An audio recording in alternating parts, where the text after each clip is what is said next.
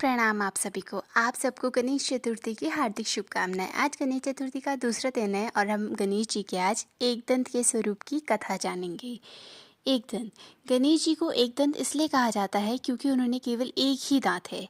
इसके पीछे बहुत सी प्रचलित कथाएं हैं। सबसे पहले परशुराम और गणेश जी की।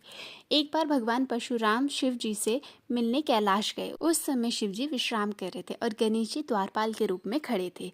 गणेश जी ने परशुराम को रोक दिया और कहा, पिता अभी विश्राम कर रहे हैं, आप बाद में आइए।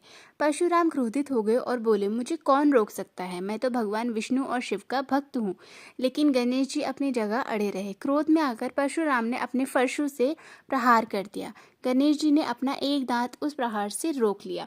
इस कारण उनका एक दंत टूट गया। तब से वे एक दंत कहलाए। इसके पीछे दूसरी प्रचलित कथा है महाभारत की। जब वेदव्यास जी महाभारत लिखवाना चाहते थे तो उन्होंने गणेश जी से कहा कि वे लिपिका बने। गणेश जी ने शर्त रखी कि मैं बिना रुके लिखूंगा यदि आप बिना रुके बोलेंगी। व्यास जी ने भी कहा, आप बिना समझे कुछ भी ना लिखें। लिखते लिखते जब कलम टूट गई तब गणेश जी ने अपना एक दांत तोड़कर उसे कलम बना लिया ताकि लेखन रुक ना जाए।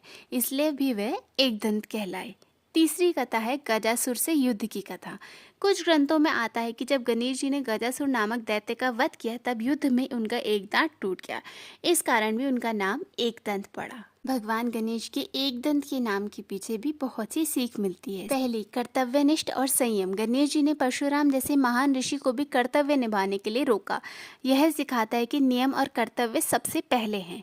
दूसरा, त्याग और लगन। महाभारत लिखते समय अपने दंत को कलम बना दिया। ये दर्शाता है कि सच्चे कार्य के लिए हमें अपनी सुविधा, शरीर या अभिमान का भी त्याग करना चाहिए। तीसरा, संकल्प शक्ति। चाहे कैसी भी स्थिति हो, यदि हमने ठान लिया तो हमें कार्य को पूरा ही करना चाहिए। चौथा, धैर्य और समर्पण। एक दंत रूप में सिखाता है कि मुश्किल आएगी, कुछ खोना भी पड़ेगा, लेकिन धर्म और कर्तव्य के लिए समर्पित रहना चाहिए।